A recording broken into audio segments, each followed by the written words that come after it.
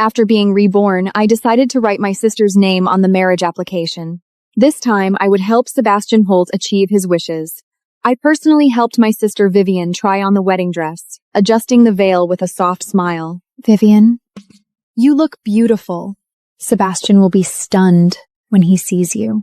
I let her wear the wedding dress first and slipped the engagement ring onto her finger myself.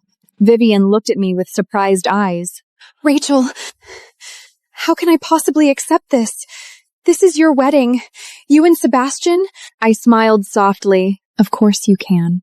You two are the ones who are truly meant to be together. I personally orchestrated every encounter between Sebastian and my sister. When he took her to the capital city, I stood at the door and said calmly, "Go ahead, Seb. Take Vivian with you. She's never been to the capital before. I'll be fine." When he took her to the capital city, I headed to Southport University without a second thought. In my previous life, even when I was over 50 years old, he and our son still knelt before me. Sebastian's voice was hoarse as he begged, "Rachel, please sign the divorce papers. I've suffered for too many years." Our son Albert lowered his head. "Mom, you're inferior to Aunt Vivian in every way. Just let Dad go." This time I would fulfill his long-cherished wish and give him the romance he truly desired. "Just fill in your name and give it to me." Sebastian Holt impatiently tapped the table. I stared at the marriage application, my fingertips gently rubbing the rough edges of the paper as my thoughts drifted. In my previous life, I solemnly filled in my own name as if I were handling a sacred decree, then excitedly dragged Sebastian to buy our wedding things. All I ended up getting was a harsh scolding from him because he was rushing back to take care of Vivian Hayes during her period. Now I just responded dismissively. "I got it." I glanced up at his anxious expression and that hand that kept checking his watch. He was wearing a white shirt today with sleeves rolled up to his elbows, revealing his well-defined forearms.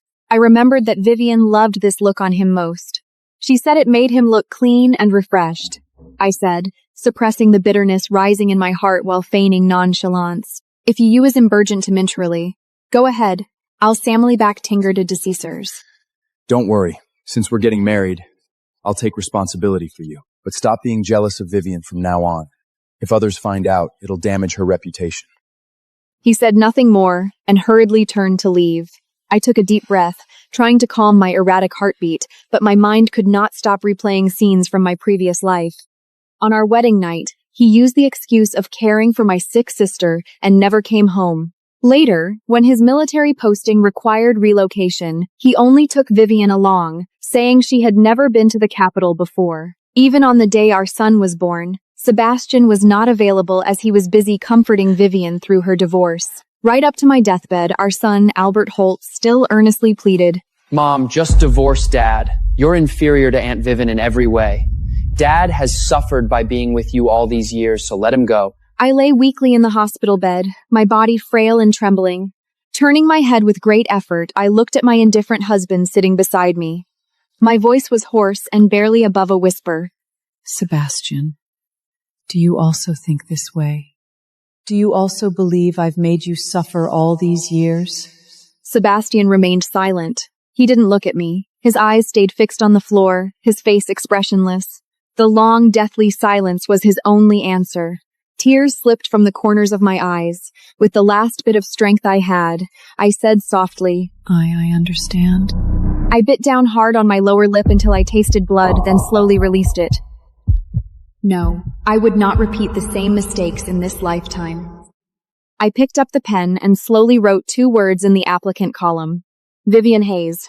Since Sebastian loved Vivian so much, he should have it his way. I handed the completed application to the clerk, took the marriage certificate, and left the city clerk's office. I felt no sadness instead. There was an indescribable sense of liberation. In my previous life, Vivian and I were adopted by the Holt family after our parents died in the line of duty. Vivian had a silver tongue and knew exactly how to charm people, winning over Sebastian's parents so completely that they treated her better than their own daughter. Mom, you treat me even better than my own mother did when she was alive. I'm really so lucky to be your daughter in this lifetime. Dad, I heard you haven't been feeling well lately. This is especially for you, the soup. You have to drink a few more bowls, okay? I hope you stay healthy and strong. Sebastian's mother, Penelope Kane, even harbored early hopes of having Vivian marry Sebastian. However, with just one simple statement from Vivian, Sister is my only family. I don't want to compete with her. she managed to make Sebastian willingly choose me instead. In reality, Vivian was just stringing Sebastian along.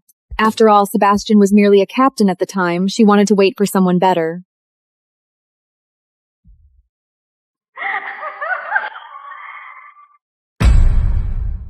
Seb, you actually didn't stay with my sister and came back specially to accompany me. Will she get angry? Sebastian naturally wrapped his arm around her waist, his palm slowly sliding down the side of her waist, his tone low and intimate. Is her anger important? Every time you get your period, your face turns pale from the pain. How could I possibly leave you alone at home? His fingertips traced lazy circles around her waist dimple. Vivian's body trembled slightly, but she didn't pull away. Instead, she leaned even closer into his embrace, a hint of triumph flashing in her eyes. Then, Sab, after you marry my sister, will you still treat me this well? Will you stop wanting me? Sebastian lowered his head to look at her. His hand slowly traveled upward from her waist, tracing inch by inch along her spine, finally stopping at the back of her neck where he gently pinched it. Silly girl. Who else would I treat well if not you? If your sister dares to bully you, I'll divorce her. Do you believe me? Vivian's cheeks flushed red. She glared at him coquettishly and reached out as if to push him away, her palm pressing lightly against his chest, but without any real strength. Hateful? What are you saying?